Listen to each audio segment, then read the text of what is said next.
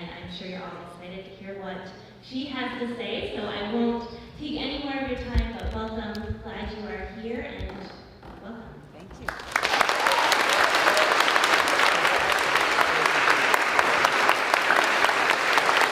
Thank you so much. Thank you.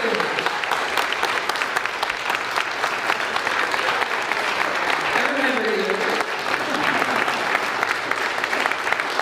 Oh, beautiful night. Thank you all so much for making the time to come out and join us this evening. And, okay, is this not good? Yeah, okay, does work. Okay. Thank you so much, Allison, for your kind introduction and for welcoming us here into your church. It's a wonderful, wonderful venue here. I really appreciate your kind hospitality and the important work you're doing in the community. So thank you so much. Give Allison, please, our gratitude.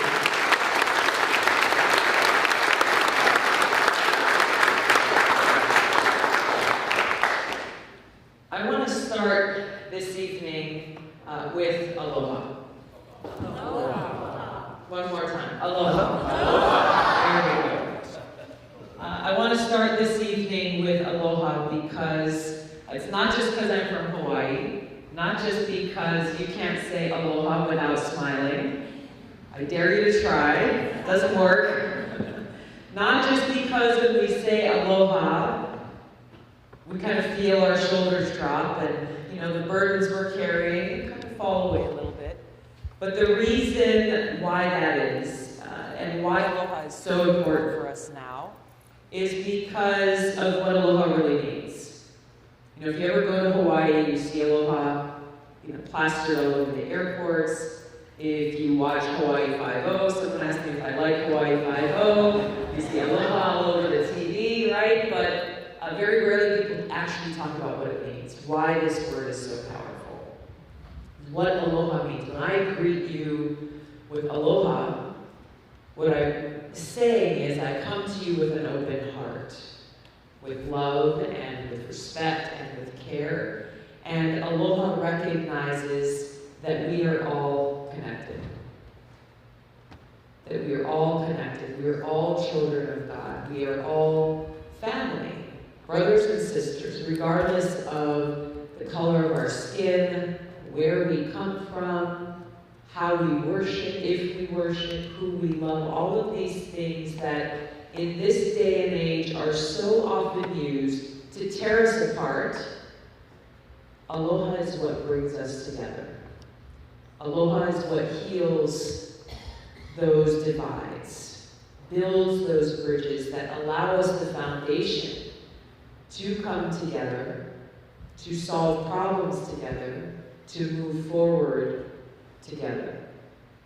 Now, all day today, we've had a few different events where we've had a lot of conversations about how do we overcome the divisiveness in this country. Where we have such great hyper-partisanship, where we have extreme tribalism, where you're on one team or you're on the other team, and somehow these teams are always pitted against the other, as though in order to quote-unquote win, the other guys must lose. Forgetting through all of this who we really are as Americans. Who we really are as Americans. And what we appreciate so much about what that means. What does it mean to be an American? What are the values and principles that we stand for? What is it that gives us pride? It is those foundational principles in our country based on freedom, these inalienable rights bestowed on every one of us, equality and justice for all, the opportunity to pursue life, liberty, and happiness. Yes, these are powerful ideals. No, we are not perfect in achieving them, but in this country, we have the opportunity, and I would dare say the responsibility, to stand together to work towards that more perfect union. But this is not possible as long as we are divided as we are. So the message of our campaign is one that we are bringing to everyone, everywhere. Not just speaking to Democrats, not just speaking to progressives, not just speaking to people who agree with us. but it's a message that we're carrying everywhere. It's a message of aloha, and it's a message of service. It's a message about the kind of leadership that I seek to bring, to truly bring to fruition the governance that Abraham Lincoln laid out for us, a government of, by, and for the people. And we nod our heads because we're familiar with these words. We grow up hearing them. We think, of course, this is what America is all about, but is this the governance that we have now? No. So many people are frustrated and feel left behind and disaffected, disenchanted with our whole political system for that very reason, that we do not have a government of, by, and for the people. What we have is a government of, by, and for the rich and powerful, of, by, and for self-serving politicians, of, by, and for the very few, the elite, the establishment, those who profit and benefit from holding on to that power at the expense of the rest of us, at the expense of the people in this country. And we see the impact and ramifications of this through the things that we're most concerned about in our lives on a day-to-day basis. The policies that are being passed in Washington, really when it comes down to it, they're not being written to help us. You have that veneer, that facade of like, hey, we're going to pass this bill to, for example, regulate big banks on Wall Street. 2008 crisis, financial crisis. So many Americans lost their homes, saw their pensions depleted. Congress went and said, okay, we're going to take action to break up the big banks, make sure nothing like this ever happens again, where these banks that are too big to fail. And taxpayers, we bail them out. Well, guess what? Where are we now? Those banks are even bigger today than they were before. And there's all this talk about a pending or an expected economic crisis, another financial collapse. So are we better off now than we were before, even after this legislation has been passed to fix what was broken? We are not. And why is that? Why is that? There's a veneer of action being done saying, hey guys, guess what? We passed this bill. But who influenced the writing of that bill? Who watered that bill down? The Dodd-Frank bill. The financial industry, the big banks. The bill that actually ended up passing Congress was far weaker than the one that they intended to pass in the first place. Things like reinstating the Glass-Steagall Act have not come about because of big Wall Street's influence in Washington. And this is just one of many examples. Healthcare is another. Everywhere I go, people express that this is the number one issue that they're most concerned about. Because we have so many people who are living in fear of a healthcare emergency or a loved one who is sick or a child with a pre-existing condition and worried that either they won't be able to get the health insurance they need or they won't be able to afford a necessary surgery or they can't afford the skyrocketing cost of prescription drugs that they need just to stay alive. Yet when you look at our healthcare laws, ultimately, they are not serving us. Even with the Affordable Care Act that passed, we saw a lot of people get help. Their conditions were improved. But still, we have tens of millions of people who are uninsured or underinsured with high deductibles that they can never afford. And we have Medicare that's still prohibited from negotiating lower prescription drug prices with Big Pharma. Who does that serve? That does not serve us. That prohibition was lifted in the original drafting of the bill, I'm told, but by the end of it, it was put back in. The status quo was maintained. Why? That was not for our interest, it was for the profits of Big Pharma. So these are just a few examples of so many. We can go down the line about how we, as people, suffer as a consequence of a government of, by, and for the very few. Of, by, and for the rich and powerful. So this is at the heart of the change that we need to see. And I'm grateful that all of you chose to come and spend your time here tonight because you recognize the need for that change. And to one degree or another, you have chosen to be a part of that change. Otherwise, you'd be watching football tonight, right? And I'm so grateful for that, because this is what gives me hope. This is what gives me hope. At a time where if you watch cable news or if you look on Twitter, my gosh, how depressing. How depressing.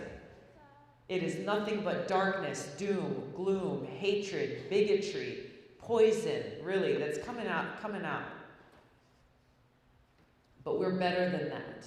And I am inspired and I am optimistic for our future. Because everywhere we go, there are people who are gathering in rooms like this because they care. Motivated by this love that we have for our country, this love that we have for each other, and a desire to take action to bring about this government that is actually focused on serving the people. Ending the legal corruption that we have in place right now, where those with the most money are able to purchase the most influence and the people's voices are drowned out. To bring about real systemic change that will allow us to make sure that we have health care for all. That will allow us to bring about real criminal justice reform. That will bring about the kind of accountability and resources necessary to address the opioid crisis that is plaguing our communities, here and all across this country. To bring about real immigration reform, to deal with the crisis that's at the border, end these atrocious policies that are tearing families apart, and actually bring about the kind of comprehensive reform to our broken legal immigration system that will help to solve a lot of the problems that we're seeing at the borders. Bring about the kinds of real investments we need to make to protect our environment. To make sure that here in the United States of America, the wealthiest nation in the world, that every American has clean water to drink. Clean water to drink. Something that we shouldn't really have to talk about. But yes, Flint. Yes, Newark. Yes, communities right here in New Hampshire. Water, America, exactly. Water is being poisoned. And those corporations that have caused it have not been prosecuted. They've not been held accountable. People are fighting for their lives, trying to survive. To make the kinds of investments we need to make. Ensure clean water to drink, clean air to breathe, protecting our natural resources. We have a beautiful, safe place to live now and to leave behind for our kids and their kids and their kids. So when we talk about climate change, a word that unfortunately has become very divisive, what we're really talking about is protecting our lives, our health, well-being, our homes, and our planet. Something that is central and I believe important to us all, right? When we break these issues down to what is important to people, what is important to all of us, and the things and the people that we care about, we can get beyond the divisiveness and the hyper-partisanship and come together motivated by this care and bring about the change we need to see in our government so we have a government that actually serves us. A government that serves the people. That's worth a clap.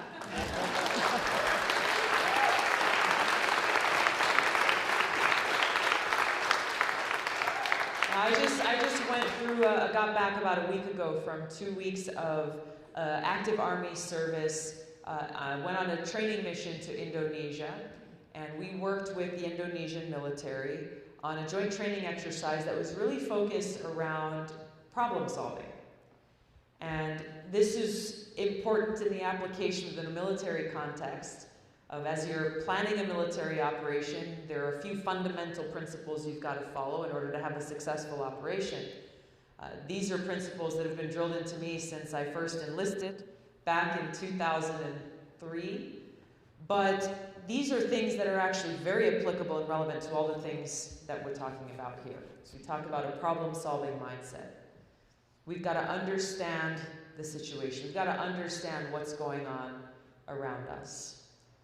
Too often, leaders see the country or the problem or the world through rose-colored glasses, seeing a world that they wish existed but really has no reflection on reality, or see things through a partisan lens. See things through a partisan lens. right? Where you see a problem, where you see a challenge that's affecting all the American people, but I'm only going to see it from the Democratic point of view. Or if you're a Republican, saying, I'm only going to see this through a Republican view on how it would impact people based on my own ideology, rather than actually seeing it for what it is. Understand the situation. Number 2, define the problem. Define the problem. If we can't get to the root cause of a problem, how do we solve it? Can't, really, right? You may end up going down a rabbit hole here or there, but you don't end up actually solving the problem. And number 3, identifying a clear, achievable goal or objective to solve that problem. 3 very basic yet fundamental principles in this problem-solving mindset that is so essential for us to be able to deal with these challenges that we face.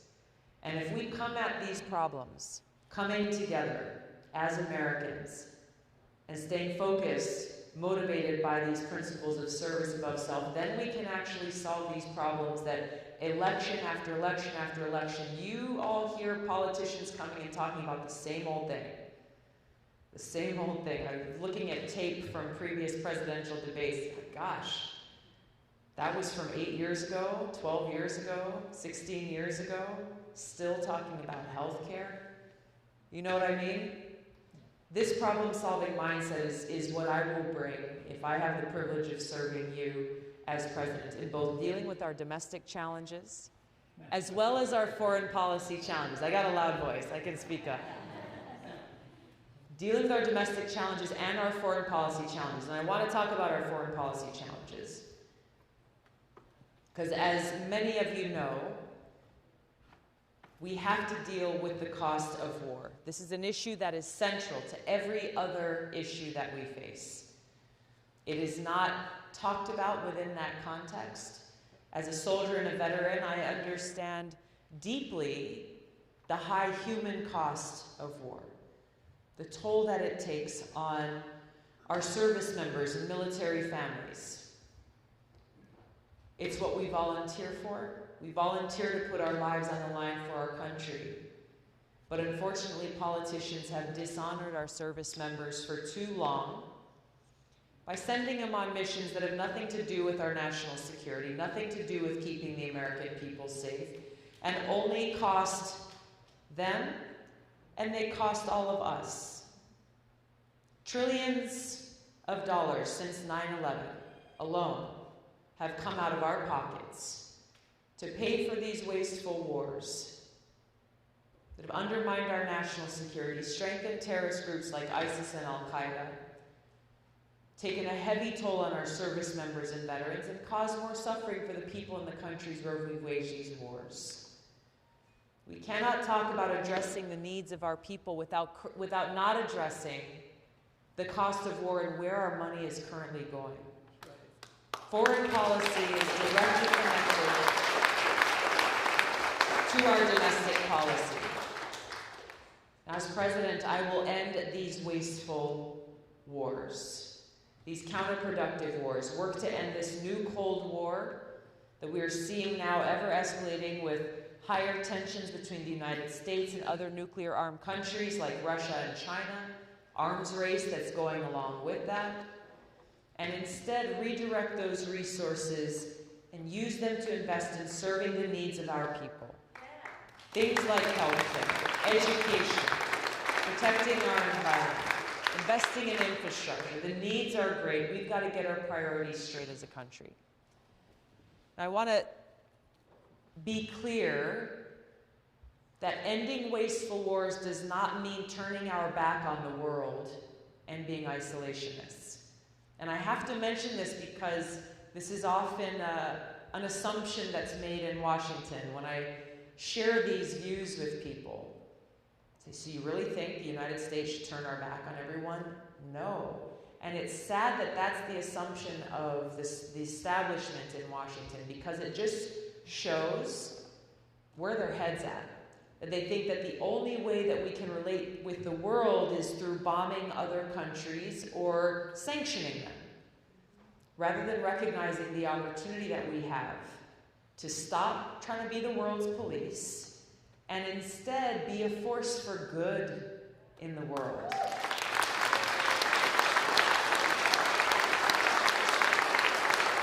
Imagine that. Imagine what a positive impact we could have when leading with a foreign policy that's based on cooperation rather than conflict. Where rather than running around the world with the force of the strongest military in the world, bullying other countries, thinking that we are in a position to demand that they do X, Y, or Z, instead build relationships that are based on respect, that provides us the opportunity to be able to work out our differences. There are serious differences that we have with some countries, but also providing that space to be able to work together where there is common interest. This is how we work towards strengthening our own country and working towards peace and prosperity and stability around the world. Getting rid of this fossilized way of thinking that in order for the United States and the American people to quote unquote win, other countries and other people must lose. This thinking has got to end. And we've got the opportunity to do that, to bring about this change, to see these things and approach these relationships from a win-win approach. From a win-win approach.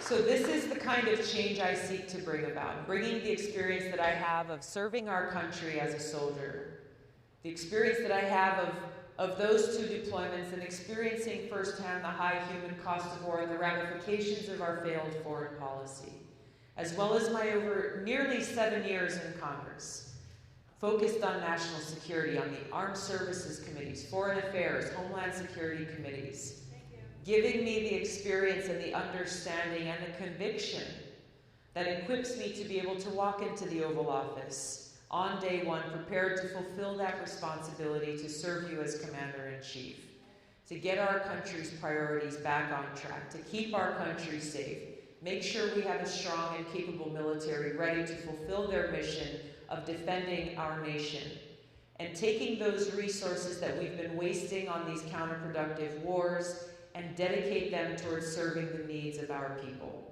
This is why I'm running for president.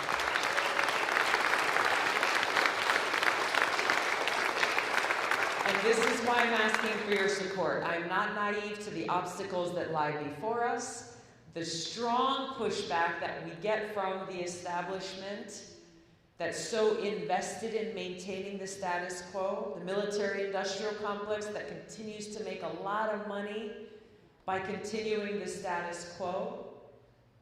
They're fighting hard. They're trying to silence me. They're trying to make our campaign seem as though it doesn't exist.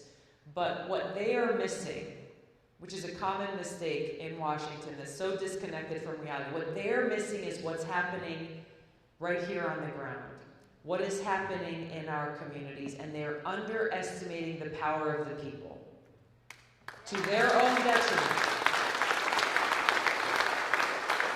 Because what we know is that it is only through the power of our voices, joining together, standing united, not just as Democrats, but as Americans, people coming together with diverse ideas, with different backgrounds, and understanding that that is not a threat to one another. This is where our strength as Americans lie. We have strength in this diversity, that we can bring the best of our ideas to the forefront about how we move forward together. So I'm here today asking you to join me in this movement so that we can unify, that we can move forward, inspired by this love of country and love for each other, to build this future that is bright with peace and prosperity and opportunity for all. Thank you so much, everyone, for being here. Thank you for your support. Thank you for standing with me.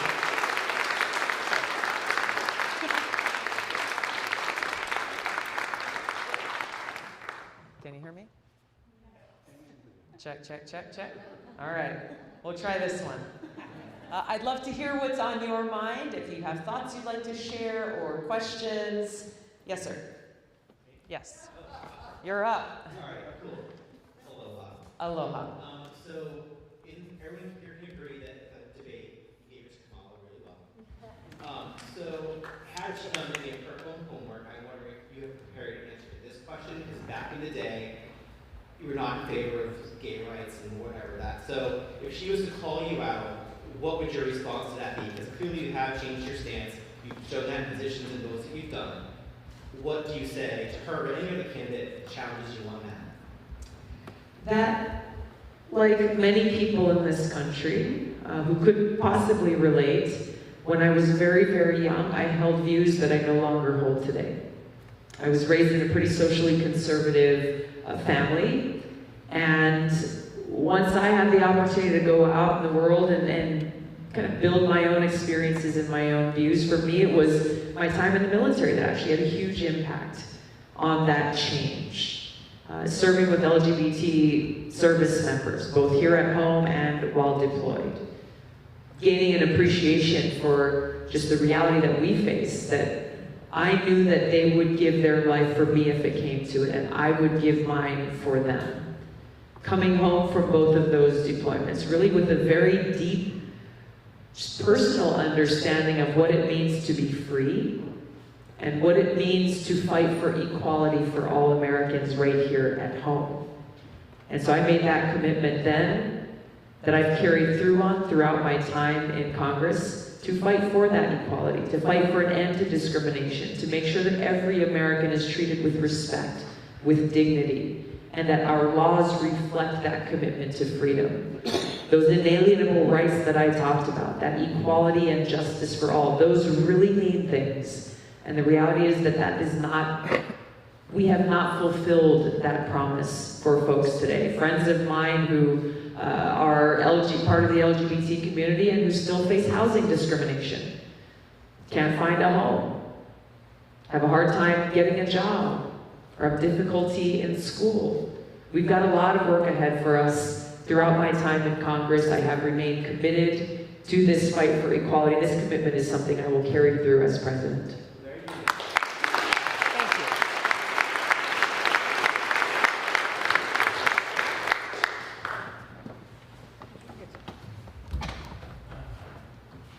Aloha, Tulsi. Aloha, sir. Thank you for coming. I drove up from Massachusetts this morning. I've been following you since you declared.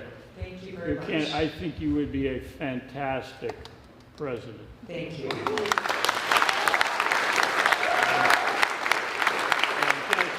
Just finish my comment, just seeing you on that national stage, the two debates, I mean, you rocked it. It was just wonderful. I appreciate that. My question is, I think one of the most serious things this country faces that I've seen in my lifetime is the assault on free speech, as evidenced by what's happening to Chelsea Manning, Julian Assange, Snowden, and also 26 states that have passed laws against speaking out against another country. So can you speak to that, please? Sure. I'm not familiar with the specifics of the 26 states, that the laws that have passed. There's something I'm interested in getting more. Oh, yes. Okay, got it. Okay. I share your concern about the assault on our freedom of speech and how the examples that you've talked about, the Espionage Act, is being used to suppress that free speech and to suppress our freedom of the press. There are a lot of different examples that we can cite. I've been very outspoken about Assange and Chelsea Manning and Snowden and others who are being prosecuted because of this. And I think it's unfortunate that the media as a whole does not recognize how threatening this is to every one of them. Whether you're the Washington Post or you are a blogger with your own news site online. Because if this can happen to them, it can happen to anyone. We're working with some advocacy organizations on some legislation that we can put together to start to build some reforms into the Espionage Act and other laws that will actually protect whistleblowers who can come forward then and know that they will not be prosecuted under the law. I think that's really important. This assault on free speech, though, is happening in many other ways. It's happening online with big tech monopolies deciding whose voices should be heard and whose shouldn't, in ways that have nothing to do with their terms of use and agreement. You have people deciding to silence voices who say things that make them uncomfortable or say things that they disagree with. And I think it's important for us to know that this is happening, because sometimes, as long as it's happening to somebody else, and it's like, all right, well, that doesn't really apply to me, that doesn't matter to me. But we've got to understand, as soon as our freedoms are being undermined, really what we're doing is undermining the bedrock of our democracy. And it's just a matter of time. It's happening to someone else right now, but it could happen to you next. Which is why we've got to stand strong to protect those freedoms and make sure that our laws uphold our constitutional rights. Thank you. I just remember, to the last part of your question about those 26 states, for those of you who don't know, he's talking about the BDS movement, boycott, divest, sanction, where people are speaking up against Israel's policies and making a push to either boycott, divest, or sanction, doing business with Israel, essentially, am I right? That's the crux of it. And there are states that have passed laws that would use the force of law to punish people who are choosing to exercise their free speech in that way. There has been federal legislation proposed to make it so that you can be punished under federal law for participating in that BDS movement. I have spoken out against that legislation. I have refused to co-sponsor it. And there is a bill in the Senate, S1, that passed the Senate. If that bill were to come before the House, I would vote against it. This may be controversial for some of you here. I personally, myself, I don't think that the BDS movement is the best way to accomplish change. That's my right, my personal opinion. But at no point should anyone's right to free speech, right to protest in the way that they choose, be inhibited or crushed or silenced by the federal, state, or county law.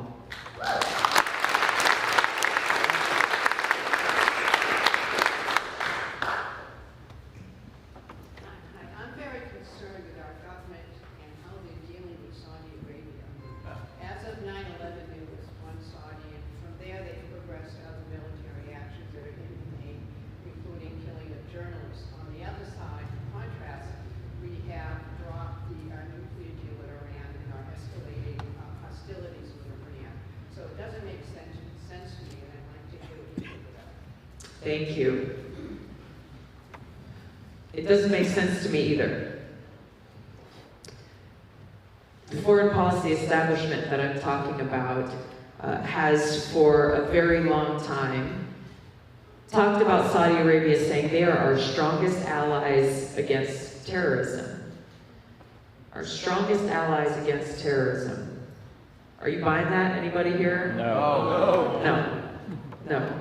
What's driving that? Saudi Arabia pours a ton of money into funding think tanks and influencers in Washington, who then, I'm getting there, and then they come and they testify before the Foreign Affairs Committees as experts without showing, like I've always said that if you're going to come from a think tank or a privately funded organization and you're going to come testify before Congress as an expert, it should be like NASCAR, where it says your name, you should have all the symbols and brands of who's paying your paycheck. Just so we know, right? Transparency. Unfortunately, that's not what we have. And so we see a perpetuation of this same rhetoric that, again, does not serve the interests of the American people or our national security. And we end up in a position where we're in now, where Saudi Arabia is continuing to wage a genocidal war in Yemen that's killed tens of thousands of people, killed tens of thousands of innocent people, causing millions more to starve and suffer without access to basic medicine, creating the worst humanitarian crisis of our generation. And they are doing this with U.S. military support and without the authorization of Congress. And the sad part about this was that as we were pushing for congressional action to try to bring about an end to this U.S. support for Saudi Arabia, we had then Secretary of Defense Mattis, others within the military, all coming and saying, and high-powered lobbyists, all coming and saying how dangerous it would be to stop supporting Saudi Arabia because then they might turn their backs on us. Really? We're afraid of that? But it just shows you, like you're saying, it doesn't make sense. I'm telling you, it doesn't make sense every single step of the way. Because as you said, Saudi Arabia is not our ally in combating terrorism. For so long, they spent hundreds of billions of dollars exporting this most radical, extreme, Wahhabi Salafist ideology that is creating these fertile recruiting grounds for terrorist groups like Al-Qaeda and ISIS. And they're doing so in different countries around the world, building madrasas, funding imams, people who are preaching that exclusivist ideology. That exclusivist ideology basically says, if you don't follow what I follow, if you don't believe what I believe, then we will kill or enslave you. And this applies to vast majority of Muslims, Hindus, Buddhists, Christians, atheists, women, LGBT members, all of these different things. Saudi Arabia spent hundreds of billions of dollars doing this. There are so many different examples. They're providing direct and indirect support directly to Al-Qaeda in places like Yemen and Syria. This has been reported in the New York Times and in mainstream news. That Saudi Arabia is taking the weapons that they've gotten from us and giving them to Al-Qaeda to go and fight against those Houthi rebels in Yemen. And all of this is happening while at with the support of this administration.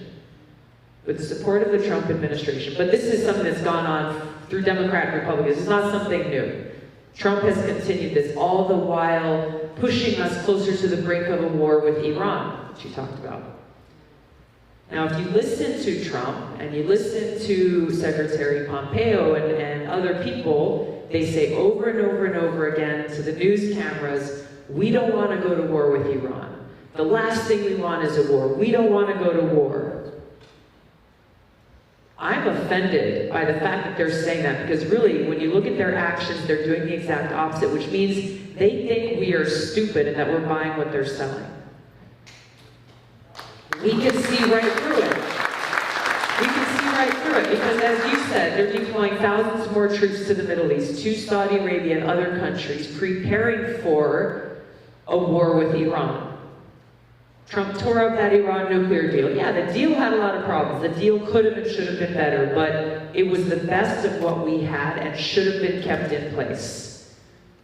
Should have been kept in place. Iran and all the other countries wanted to keep it in place. And we could have then separately worked on some of the areas that I think needed improvement while keeping the deal in place. Instead, Trump tore it up, walked away, and then started putting crippling sanctions on Iran, which is really an economic act of war, while then designating Iran's military as a terrorist group, just like ISIS. Something that no country has ever done before to any other country, anywhere.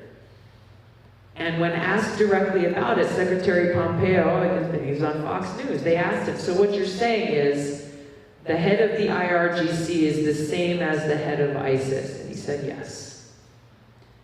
And what does that mean? All of this comes down to something that I'm really concerned about with this administration, and why they're doing that is because they want to use the 2001 authorization to use military force that was passed just a few days after 9/11 to say, yes, you are authorized to use our military to go after Al-Qaeda and its affiliates. They want to use that authorization from Congress to go to war with Iran. They've been asked numerous times, will you rule out using the authorization? If you want to go to war with Iran, come to Congress and ask for authorization, because that's Congress's responsibility. And they won't rule it out. And if you listen to Pompeo, he's dropping these breadcrumbs, trying to create a picture of linking Iran with Al-Qaeda for that specific reason. So if you actually look at what's happening, it's very clear where they're leading us. And where they're leading us is towards a war that would be far more costly, far more devastating, create far more refugees, take far more American lives, cost us far more money than anything we saw in the Iraq War. It would make the Iraq War look like a picnic in comparison. And it's something that would not be confined within the boundaries of the country of Iran. This would turn into a regional conflict. So I appreciate you bringing these issues because it's important for us to be clear-eyed about this. And there are folks who have asked me, said, well, gosh, Tulsi, you're speaking out against these wars, you're speaking out against Saudi Arabia's support for terrorism and so on. Trump was saying a lot of those things in 2016, and he was. He was saying, we've got to end these stupid wars, we've got to bring our troops home. Saudi Arabia supports terrorism. Wow. The problem is, he has gone back on every one of those promises. And he's surrounded himself with neocons and war hawks who are continuing to push forward this status quo. Thank you for your question. Yes. Oh gosh. Okay. Nice to see you again. Nice to see you. Thanks for having me ask a question. So here's the thing. My whole goal is, okay, I'm going to stand up because I feel weird sitting down like I'm in a pharmacy. My whole goal is to get you into office, right? Thank you. That's mine too. Yeah. That's good.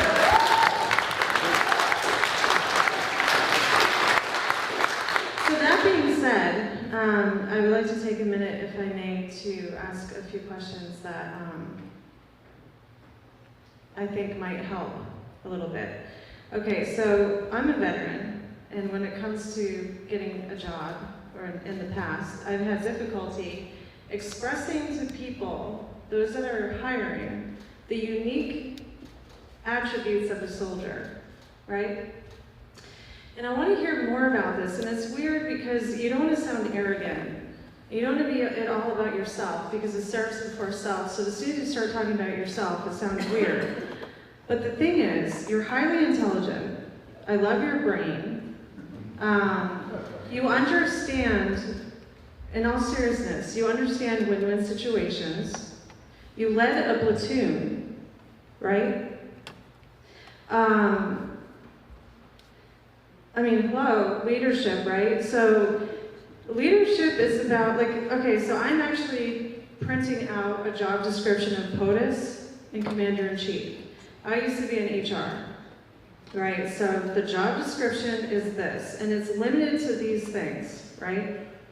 I don't think everyone knows that. I don't think the American public actually, I learned a lot from my research, that these are what you would do. You have to hire a cabinet, right? You have to, do X, Y, and Z.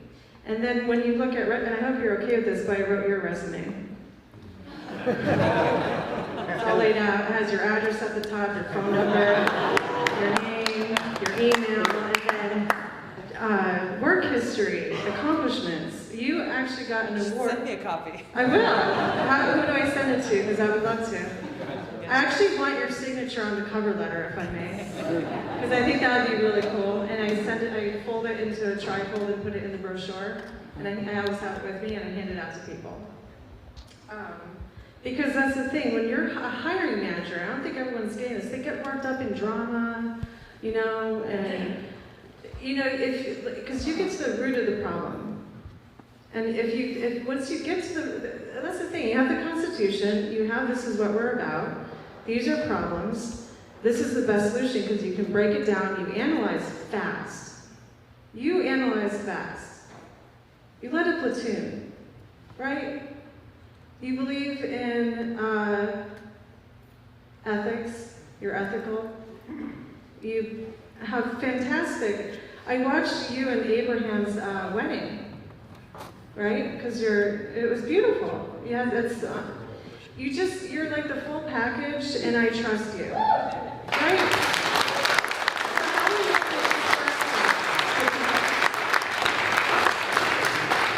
I'm going to have you send my resume out to people. Thank you for your support and everything that you're doing to try to get information about me and our message and the kind of leadership I would bring out to people. The how we get there is a really important question. It's a good question for us to start to wrap up our conversation on, because there's some action steps involved. Now, some of you may know that I won't be on the debate stage next week. There are, I agree.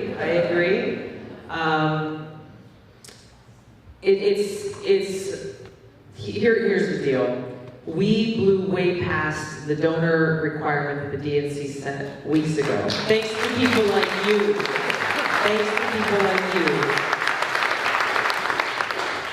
And the polling requirements, as you know, for this next round of debates in September, October, is you need at least 4 polls at least 2%. Now, who here knows how many polls we have showing support north of 2%? 26. The DNC has only recognized 2 of them. And so one of the things that I've been kind of calling on the DNC to do is to be more transparent, because the polls that they have said all along from the beginning that they would see as qualifying polls, yeah, they did announce that in the beginning, but the problem is what they're not telling people now is, I think it's like half of those polls haven't polled. They haven't polled. And then most, I think all except one of the polls that actually have taken place, they've been national polls, rather than polls that are focused on the early states, where we're obviously spending a lot of time. And so really what that shows is placing more importance on people who are famous, or who are very well known, or, you know, setting this requirement that you've got to be popular or famous if you're going to be qualified to serve as president. To me, that just does a disservice to voters. So, you know, I think that we can raise our voices to call on the DNC to be more transparent and reassess how they're choosing which polls they're using. Debate or no debate, we're continuing to push our campaign forward. It is a grassroots, people-powered campaign, and this is where I need your help. This is where I need your help. And we're reaching Democrats, Republicans, Independents, Libertarians. We're welcoming everyone to join this people-powered movement to bring about a government of, by, and for the people. And every single one of you here are influencers. Every single one of you has a network of influence that you can impact, people who you can talk to, people you can share about what's in your heart, about why you're here tonight. If you've already decided to support me, let them know why you support me. If you're still on the fence, you cared enough to come here tonight, share your experience with them, because there's no more powerful testimony than you speaking to those who trust you. So you can have a great impact in bringing more people to our movement, encouraging them, give $1, give $5, be a part of fueling this campaign and making this change, and making it so that no matter what happens externally, I'm still going to fight to get on that debate stage in October, but no matter what happens externally, always remembering that it is only you, only the people, only voters who decide the outcome of the election. Not the DNC or any other external organization.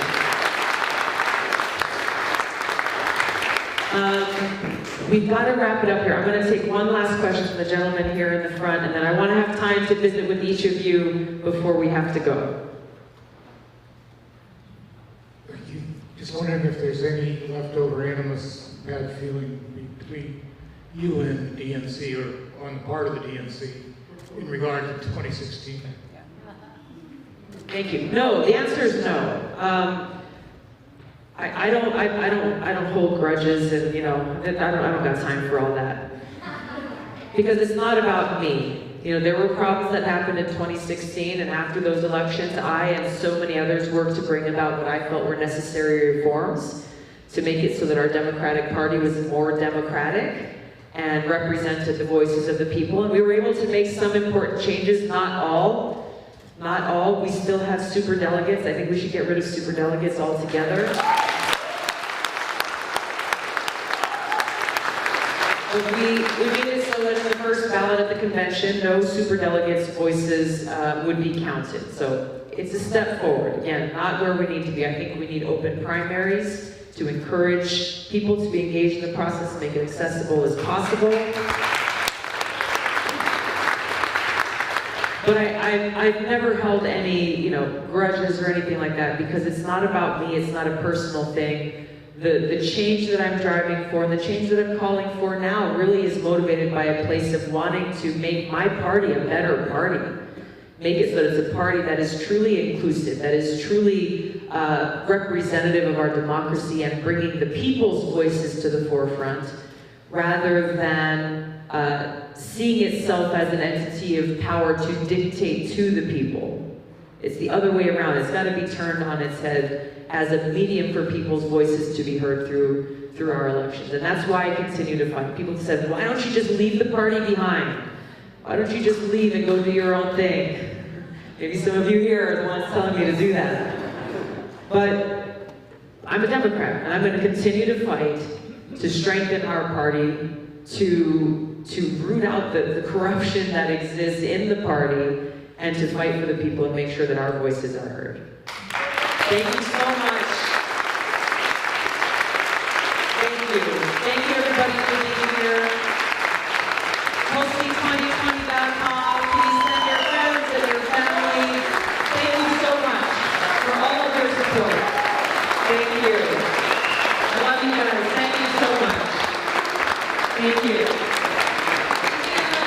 If you would like a picture, we're going to go really fast. We're just coming through for a picture. If you'd like to line up right here in the aisle. Yep, and then you can move around that way. And just have your phone open and ready so that we Appreciate you can coming. quickly do Really, this. thank you so much. Thank you. How are you? I'm Tracy. Good to see I you. just moved back to New Hampshire. Oh, about good. 1 month. Good. Please, we So you have can vote next no year. questions.